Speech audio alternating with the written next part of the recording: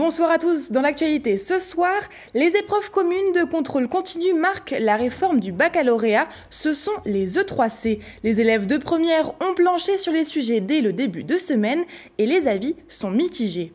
Au 1er janvier prochain, la gestion des autoroutes et des routes nationales passera de l'État à la collectivité européenne d'Alsace. Un changement d'employeur qui inquiète les agents de la DIR Est et de l'Adréal. Ils se sont réunis ce matin. Et puis aujourd'hui est la journée de l'amitié franco-allemande. Alors pour la célébrer, 350 collégiens alsaciens ont organisé un flash mob place Kléber à Strasbourg. Et c'est le coup d'envoi officiel des inscriptions pour Parcoursup, la plateforme d'admission post-bac. Les candidats peuvent formuler 10 vœux au total, et cela jusqu'au 12 mars. Cette année, plus de 600 nouvelles formations sont disponibles. Autre nouveauté, une plateforme est mise en place pour les candidats en réorientation.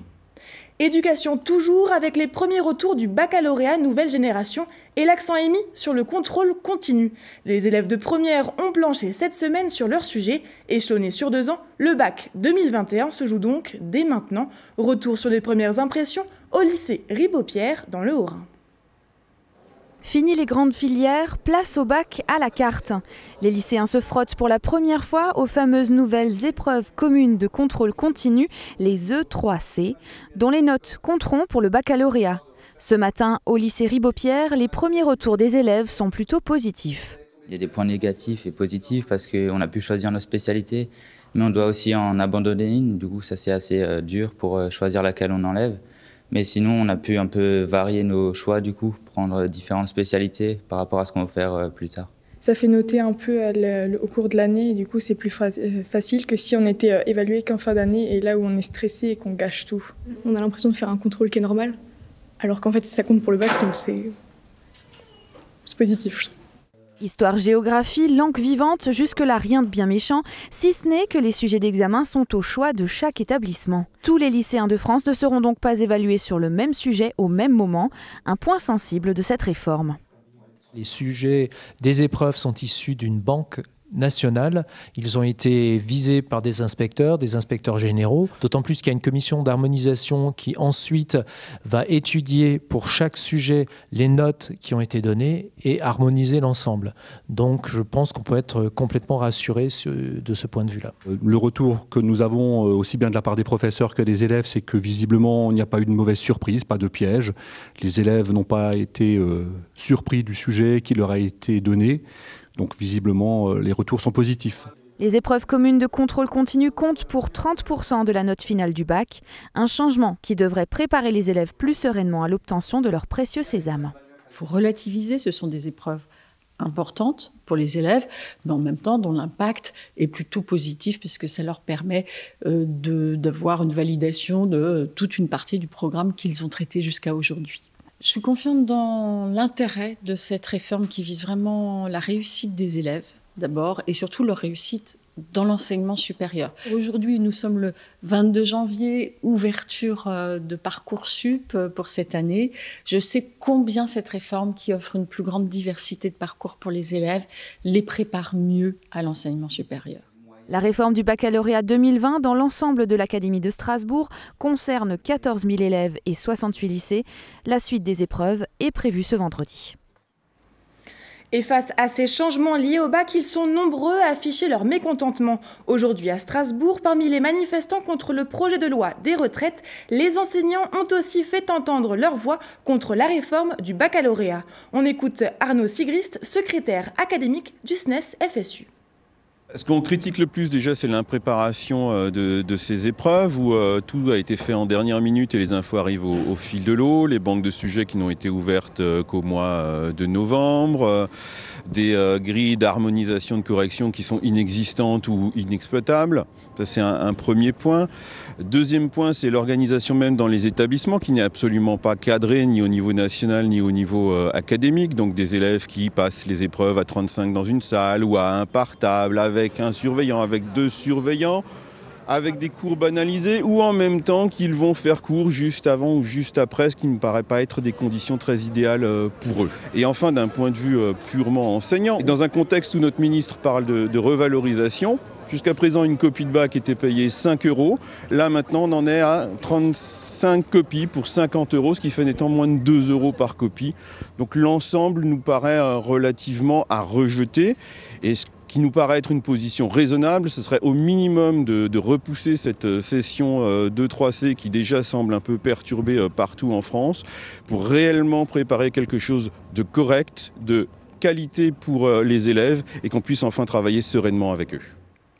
Eux aussi se sont réunis aujourd'hui, ce sont les agents de la direction interdépartementale des routes Est. Une soixantaine d'hommes en jaune a manifesté devant leurs locaux à Strasbourg. Au 1er janvier prochain, la gestion des autoroutes et des routes nationales passera de l'État à la collectivité européenne d'Alsace. Un changement d'employeur qui inquiète le personnel. Les syndicats dénoncent le flou qui règne autour de ce transfert à 11 mois de l'échéance. On écoute Rémi Wolf, secrétaire de la section Force ouvrière de la Direst, au micro de Adrien Labi. Aujourd'hui, on est dans une situation où on ne sait pas encore comment on va travailler demain. Le transfert se fait en 2021. On n'est associé à aucun dialogue social, et donc ça c'est inacceptable. On a des vies de famille, on a des maisons, on ne sait pas ce qui se passe.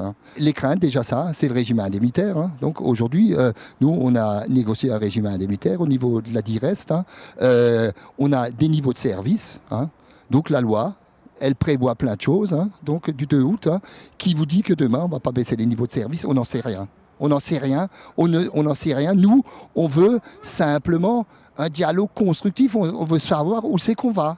Et donc l'échéance, elle est dans 11 mois, et voilà, on ne sait pas ce qui se passe. Donc ce n'est pas acceptable. Suite au rassemblement, le personnel en charge de la mise en place de la collectivité européenne d'Alsace a rencontré des agents de la Direst, un échange sans réponse selon les syndicats. Autre actualité de la région, la découverte d'un lynx abattu dans le Haut-Rhin. Il a été retrouvé dans la vallée de Thann en début de semaine. Alors aujourd'hui, l'association Alsace Nature tire la sonnette d'alarme et a relayé l'information sur ses réseaux. Réintroduit dès 1983, moins de 5 lynx seraient encore présents dans les Vosges. En 2003, un cadavre avait déjà été découvert. Aujourd'hui, Alsace Nature lance une pétition en ligne. On écoute les réactions de Stéphane Guiraud, directeur de Alsace Nature. On attend qu'il y ait une enquête de police et qu'on retrouve la personne qui a commis, là où les personnes qui ont commis ça, et qu'elles soient effectivement jugées, et pas avec des peines symboliques, pour une fois. On attend de l'État qui réaffirme la présence des grands prédateurs, et notamment qui relâche rapidement un, voire plusieurs lynx pour sauver la population vosgienne. Et puis on attend de la Fédé de chasse qui prenne une position ouvertement contre ce genre de pratique, parce que malheureusement, pour l'instant, semble-t-il, plane un doute, en tout cas, en 2003, il n'avait pas pris de position très fermement dénonçant l'abattage du lynx de Masevaux. Aujourd'hui, sur les grands prédateurs en France, on n'est pas bon et il est grand temps que l'État réaffirme que les grands prédateurs ont toute leur place dans notre pays en 2020. Nous sommes le 22 janvier, date anniversaire du traité de l'Élysée scellant l'amitié franco-allemande. Pour l'occasion, 350 élèves issus de plusieurs collèges ont réalisé un flash mob place Kléber à Strasbourg en reprenant l'Ode à la joie de Beethoven. Un reportage de Gilles Kunz.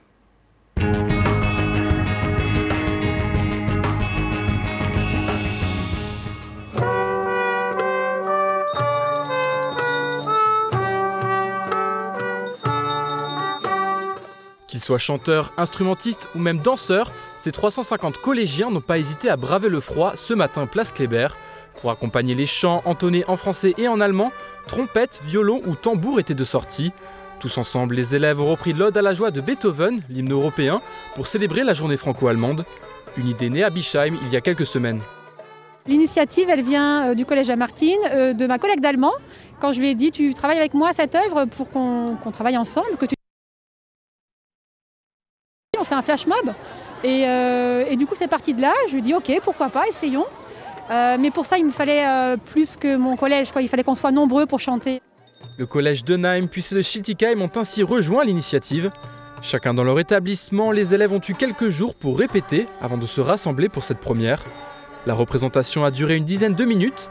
Majoritairement en classe de 6e et de 5e, les collégiens ont visiblement apprécié leur matinée. C'était agréable, on était tous ensemble, on chantait tous le même chant. C'était beau, parce qu'on était beaucoup. On est tous ensemble et ça nous apportait la joie et on s'en souviendra quand on sera grand après. Franchement, je pourrais le faire tous les jours s'il fallait.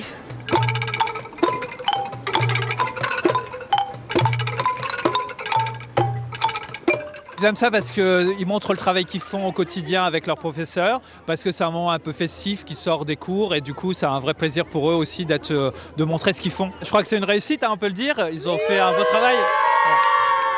Satisfaits par cet engouement, les organisateurs imaginent déjà rééditer l'expérience.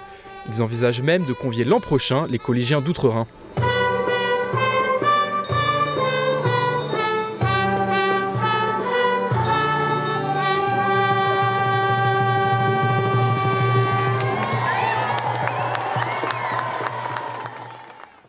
Musique toujours, prenons le temps d'une parenthèse sonore. La compagnie du bruit Que ça coûte propose de quitter le tumulte de la ville pour se poser et voyager à travers les environnements sonores de la région.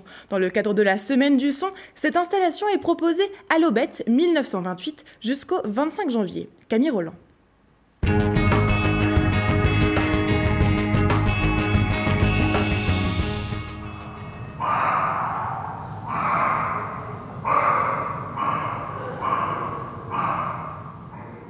Un chevreuil marchant dans un sous-bois en Meurthe-et-Moselle, le chant des grues cendrées du lac du Der ou encore le brame du cerf des forêts vosgiennes. Voilà des sons que l'on n'entend pas tous les jours. À l'Aubette 1928, une drôle d'installation propose aux visiteurs d'arpenter le Grand Est, non pas avec ses bottes, mais avec ses oreilles. On est face à une interface interactive qui permet de choisir sur une liste parmi 12 destinations, donc une destination. J'ai par exemple envie d'aller écouter un immense chœur de rainettes vertes au bord d'un étang en Moselle au printemps. Donc j'appuie sur la pastille numéro 10 et je m'installe pour écouter, voyager avec mes oreilles. On part de la place Kléber, nos oreilles sont dans le tumulte urbain et petit à petit nous allons chausser pas des bottes de 7 lieues mais des oreilles de 7 lieues pour aller faire à peu près 150 km et se retrouver en Moselle, justement au bord d'un étang, écouter le crapaud vert.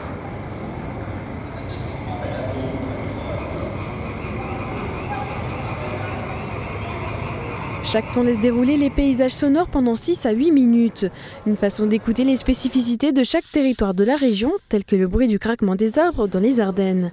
Ainsi, le Grand Est n'est pas seulement composé d'une richesse visuelle, mais aussi d'une grande sonobiodiversité. Avec son projet, la compagnie Le Bruit Que ça coûte tente de sensibiliser les visiteurs à l'écologie sonore. La diversité des sons, elle marque encore une grande sonobiodiversité. Il y a des sons qui vont disparaître. Par exemple, la mésange noire, je ne suis pas sûr qu'on l'entende beaucoup encore, alors que c'est un oiseau qui a encore 20 ans, on l'entendait. Et puis par contre, il y a des sons qui vont s'imposer. Le corvidé, par exemple, le geai ou le corbeau, c'est des sons qu'on entend de plus en plus au détriment des autres sons. Et donc, il est urgent, alors on est en train de parler du réchauffement climatique, de l'urgence climatique. Elle passe par des actes politiques, mais elle passe aussi par une prise de conscience sonore. L'installation propose d'écouter une douzaine d'enregistrements réalisés par 2 audionaturalistes, restés plusieurs mois dans la nature. Mais le projet devrait s'étoffer dans les années à venir. En attendant, c'est toute une richesse phonique qui s'offre à ceux qui prennent le temps de faire une pause pour les écouter.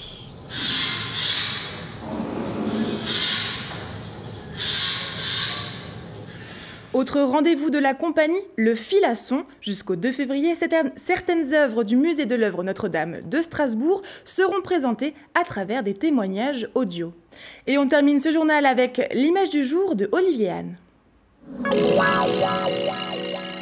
Le nouveau guide Michelin sortira lundi et en attendant, il distille quelques nouveautés. Hier, c'est la liste des nouveaux bibs gourmands qui a été dévoilée. 4 restaurants qui servent des plats soignés à prix modéré, comme ils disent, ont été promus dans le Grand Est et comme d'habitude, la moitié est en Alsace. Si on ne prend que les étoilés, ils sont 54 dans le Grand Est, dont 31 en Alsace, soit plus de 57%. On était un peu moins bon en bib gourmand, 20 sur 49, soit 41%, mais on rattrape le retard. Merci à l'Aigle d'Or, à Rimbach près Gebbider et aux Grands Arbres Verte Vallée à Münster.